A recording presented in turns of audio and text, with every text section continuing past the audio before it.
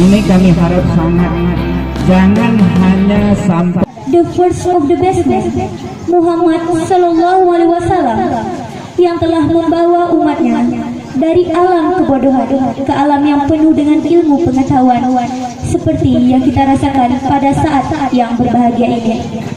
Wisudawan selanjutnya Teku Tafa Amarza Al-Haska, lahir di Samadua 1 Februari 1999, anak dari Bapak Teku Muhasibi dan Ibu Eka Yuni Widya Astuti.